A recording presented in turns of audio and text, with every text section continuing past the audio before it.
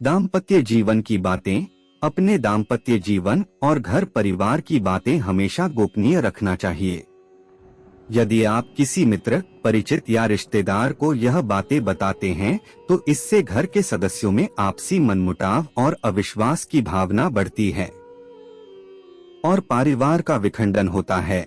साथ ही आपके घर का राजा धीरे धीरे सार्वजनिक हो जाता है।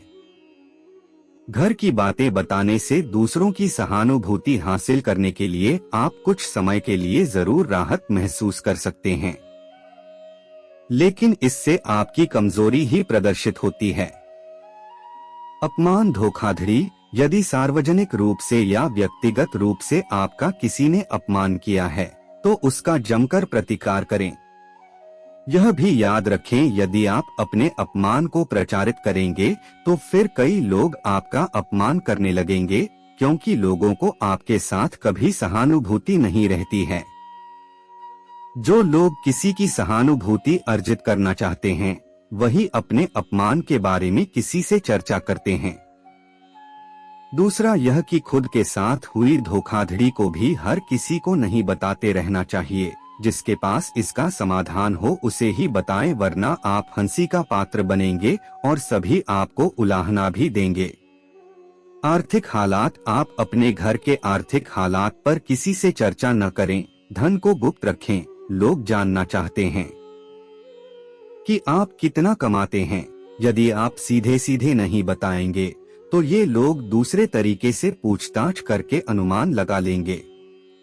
हालांकि आप अपने धन को जितना हो सके गोपनीय रखेंगे तो आपके लिए ही अच्छा होगा। इसलिए नहीं कि लोग कर्ज मांग लेंगे और फिर लौटाएंगे नहीं, इसके और भी कई कारण हैं। धन को अपने मित्र, परिचित या रिश्तेदारों से गोपनीय ही रखने की सलाह दी जाती रही है।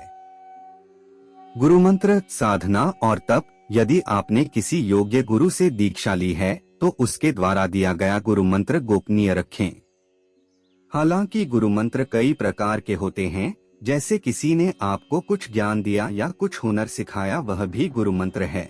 इसके अलावा यदि आप किसी भी प्रकार की साधना, तप या ध्यान कर रहे हैं तो उसे भी गोपनीय रखें, अन्यथा वह निष्फल हो जाएगी। इस संबंध में गोपनीयता से ही लाभ मिलता है। अपनी अयोग्यता या कमजोरी। हालांकि बहुत सी जगह या मामले में इसे गोपनीय रखना घातक भी सिद्ध हो सकता है, लेकिन बहुत से मामलों में इसे उजागर करने से आपको लोग कमजोर समझकर आपके साथ गलत व्यवहार करने लगेंगे या आपको मानसिक रूप से दबाने लगेंगे। इसीलिए इस बारे में आप अच्छे से विचार कर लें कि कब, कहां, कौन सी कमजोरी गोपनीय रखना है।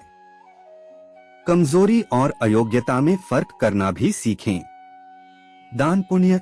आपने जो भी दान दिया है उसे गुप्त रखेंगे तो ही उसका लाभ मिल सकता है। गोपनीय दान देवताओं की नजर में रहता है और जिस दान का बखान किया जा रहा है उसका फल निष्फल हो जाता है। मंदिर में दान दें, किसी गरीब को भोजन कराएं या किसी भी प्रकार का पुण्य कार्य करें, उसका अपने मुंह से बखान न करें। यदि आपने इसे किसी के समक्ष जाहिर कर दिया तो समझे वह खारिज हो जाएगा। मन की बात। मन में बहुत सी ऐसी बातें होती है जिनको जग जाहिर करने से आप अपने आसपास संकट खड़े कर सकते हैं। हो सकता है कि आपके मन में किसी बात को लेकर अवसाद हो, क्रोध हो या घृणा हो। मन में हजारों तरह के विचार उत्पन्न होते हैं, लेकिन बुद्धिमान मनुष्य उन्हीं विचारों को व्यक्त करता है जो उसके हित में होते हैं। लेकिन इस तरह की बातों को जगजाहिर करने से आपके संबंध में लोग एक तरह की राय बनाना शुरू कर देंगे और फिर लोग आपकी अच्छी बातों को नहीं सुनेंगे। आपके उस गुस्से या फ्रस्ट्रेशन की ही चर्चा करेंगे।